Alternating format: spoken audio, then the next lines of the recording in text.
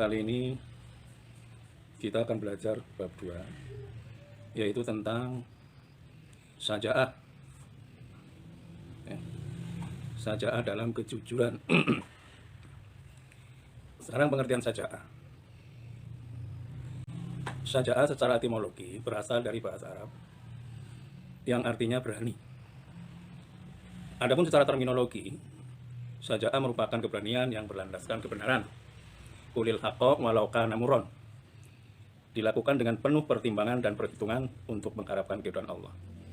Jadi keberanian tapi pakai perhitungan. Bukan keberanian yang nekat, itu bukan. Misalnya maju perang, ya berarti harus memakai senjata perang. Bukan orang yang namanya orang berani itu maju perang tanpa peralatan perang. Itu namanya bukan pemberani, tapi namanya orang nekat. Syaja'ah juga menjadi salah satu ciri orang yang istiqomah di jalan Allah. Jadi salah satu ciri orang yang istiqomah, yang mengajukan ing dalam perbuatan, ya, itu adalah syaja'ah. Istiqomah itu ajuk, berani dia itu mengajukan diri dalam situasi kebatinan yang baik. Nah, lawan kata dari syaja'ah adalah al-jubn, yang berarti pengecut atau penakut.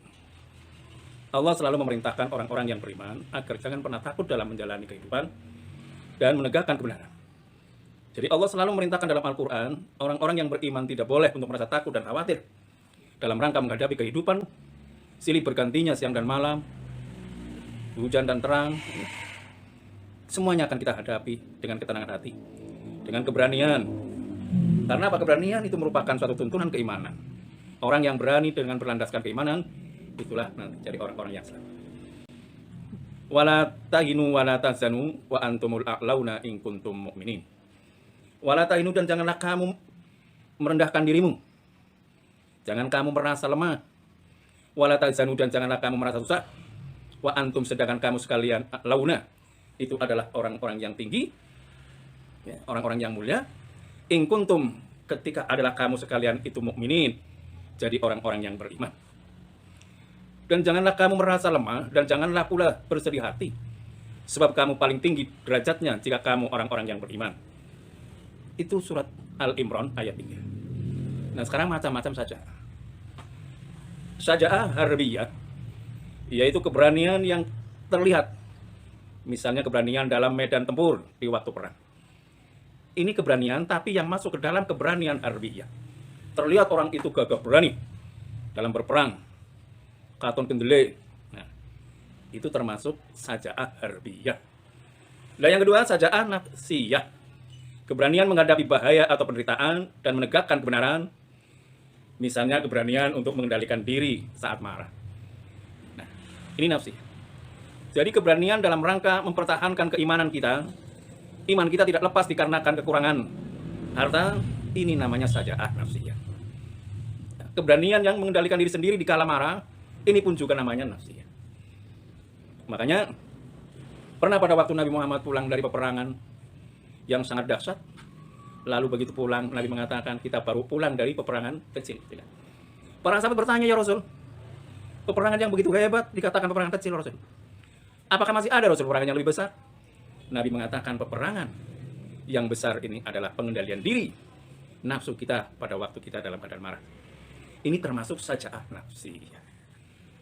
Hasan al-Banna rahimahullah menyebutkan bahwa syaja'ah dapat dikategorikan dalam bentuk-bentuk.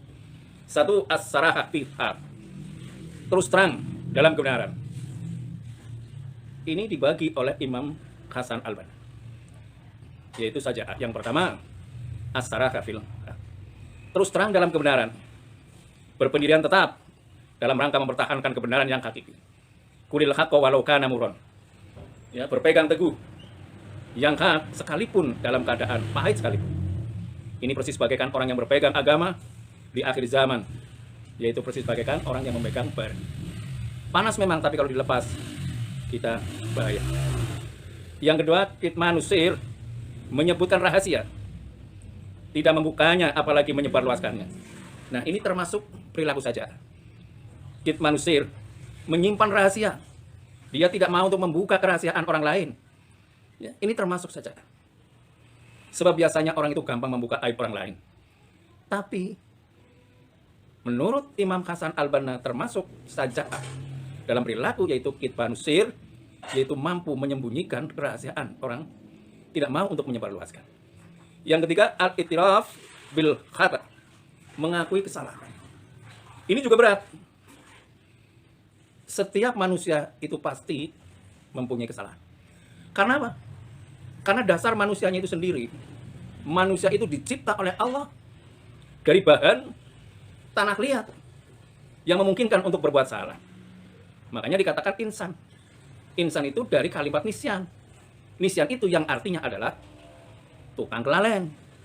Nah, karena tukang kelalaian berarti banyak salah. Nah, oleh karenanya, mengakui kesalahan itu adalah keniscayaan yang harus kita akui sebagai manusia biasa. Kecuali para nabi, para rasul yang punya sifat maksum. Dikala dia akan berbuat salah, maka Allah akan mengingatkan. Nah, kalau kita tidak. Makanya, al-i'tiraf bil khata', mengakui kesalahan ini adalah termasuk keberanian atau saja'ah dalam kategori perilaku. Yang keempat, al-insaf minan nafs, objektif terhadap diri sendiri. Hati boleh panas, telinga boleh marah, tapi akal pikiran harus tetap jernih. Jadi, kita kadang-kadang tidak objektif dalam menilai diri kita sendiri. Biasanya kalau untuk dirinya baik, tapi untuk orang lain tidak baik. Nah, nggak bisa begitu. Ini namanya al-insaf minan nafs, objektif terhadap diri sendiri. Tahasibu qabla an tuhasabu. Jadi kita menghitung diri kita sendiri dalam hitungan-hitungan ya, yang sebenarnya salah dikatakan salah, benar dikatakan benar. Jadi jangan benar kalau menurut dirinya sendiri, tapi kalau orang lain lalu dikatakan salah. Itu tidak bisa terjadi yang semacam itu. Nah, ini juga termasuk orang yang termasuk saja'ah. Nah, sekarang perilaku jujur dan macam-macamnya. Pengertian jujur, kata jujur berasal dari bahasa Arab yang artinya berkata benar atau nyata. Jadi kalau pembicaraannya kopas dengan kenyataannya, itu namanya jujur. Jujur adalah perkataan dan perbuatan sesuai dengan kebenaran. Lawan kata jujur adalah al-kadhib, bohong. Yang artinya bohong atau dusta, yaitu sifat orang munafik sebagaimana sabda Rasulullah SAW. Jujur itu lawannya al-kadhib. Jujur adalah muqtadolil hal, situasi keadaannya sesuai dengan apa yang diomongkan, itu namanya jujur. Kalau tidak sesuai dengan apa yang diomongkan, itu namanya kadhib. Atau dengan kata lain yang namanya jujur adalah meletakkan sesuatu pada tempatnya, itu namanya jujur. Kalau sendal ditempatkan di kaki, jujur. Kalau peci ditempatkan di atas, jujur. Tapi kalau sudah dibalik, itu enggak jujur. Namanya kadhib. Nah, kadhib itu atau munafik, itu perilakunya adalah ayatul munafik salasun. Idza hadasa kadaba, wa idza wa'ada akhlafa, wa idza tumina khana. Ayatul munafik, tanda-tanda orang munafik salasun ada 3. Idza hadasa, apabila ia berbicara, kadaba, bohong. Jadi orang-orang munafik itu tandanya ada 3. Apabila dia ngomong seneng ekor, wa idza wa'ada, dan apabila ia berjanji, akhlafa, mengkhianati. Wa idza tumina khana, dan jika diberi amanat, maka dia khianat. Dia tidak menepatinya. Ini pekerjaan orang-orang munafik. Jadi kalau di antara kita kok ada sifat yang 3 ini, maka berarti kita terhinggap oleh sifat munafik. Akhlak yang terpuji akan membawa banyak kebaikan.